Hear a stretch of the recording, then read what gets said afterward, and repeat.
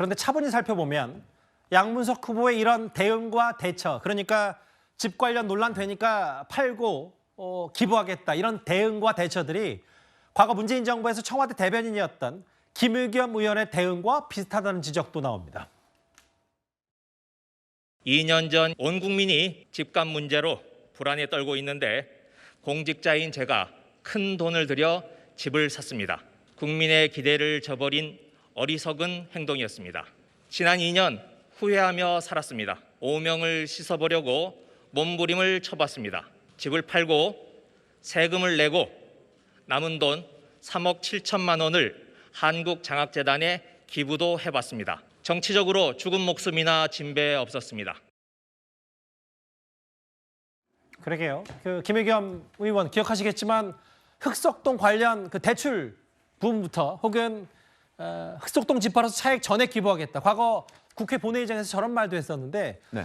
이 대처가 비교되고 소환이 되는 이유는 본질을 외면하고 이제 팔고 기부하겠다는 걸로 끝났기 때문 아닌가 어떻게 판단하세요? 그렇죠. 아니 구조가 똑같은 거죠. 그러니까 김의겸 의원이 흑석동 상가주택을 매입했다가 그러니까 그것도 은행 대출을 받아서 그 도움을 받아서 매입했다가 나중에 문제가 되니까 팔고 그다음에 그 차액은 기부하겠다 이렇게 된 거거든요. 근데 지금 그 양문석 후보의 경우에도 그 대출을 받았는데 문제는 이제 본인 대출이 아니고 딸 이름으로 대출을 받았단 말이죠. 이런 점이 좀 차이가 있긴 하지만 예. 구조는 똑같다. 근데 이제 두 사람 간의 결정적인 차이는 이게 불법성이 확인됐느냐 확인되지 않았느냐 하는 부분이고 그 의혹이 어느 정도냐 이런 정도거든요. 근데 김의겸 의원의 경우에는 당시에 은행권으로부터 대출을 받았는데 예. 그게 물론 의혹은 있었어요. 그 은행 대출을 어떻게 받았느냐. 뭐 그 은행의 지점장이 김의겸 후보와 뭐 선후배지간이기 때문에 대출 받은 것 아니냐 이런 의혹은 있었는데 군산의 학연 이런 의혹이 있었죠. 그런 의혹이 있었죠. 그러나 그렇다고 해서 그게 과연 불법이냐? 예. 이 부분은 검증도 안 됐고 누가 본격적으로 취재가 안 됐었거든요. 예. 그런데 반면에 양문석 후보의 경우에는 본인이 대출을 받은 게 아니고 딸로 하여금 사업자 대출을 받도록 했기 때문에 예. 이거는 기본적으로 사기 아니냐 하는 부분. 그다음에 그 새마을금고에 업무방해한 것 아니냐 이런 아주 구체적인 얘기들이 법조계에서 지금 나오고 있어요. 그러니까 예.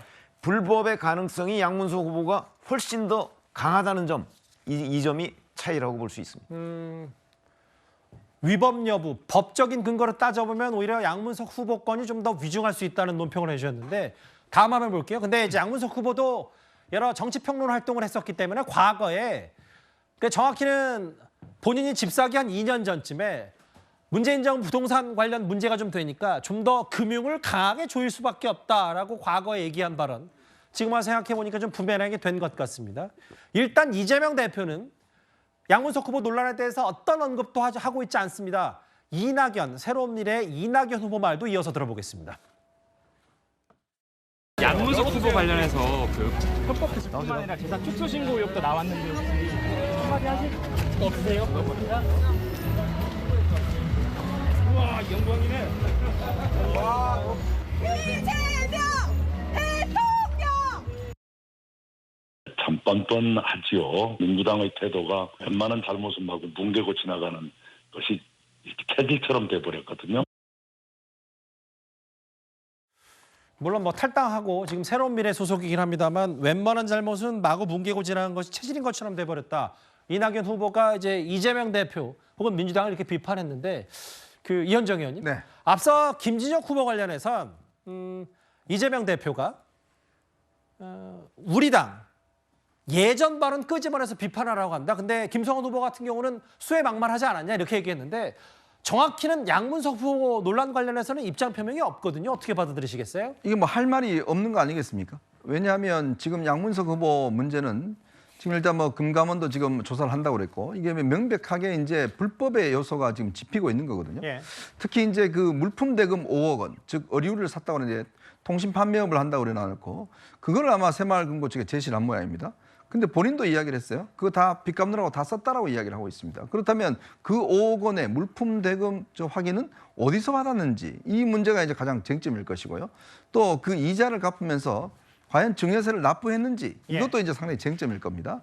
자, 그리고 사업을 하지 않으면서 사업자 등록증을 내서 했다는 이런 부분들, 이게 자칫 여기에 참전하게 되면 지금 양문석 후보의 어떤 내용 자체에 대해서 어떤 판단할 수가 없는 상황이기 때문에 예. 이게 지금 중요한 문제가 될 수가 있어요. 왜냐?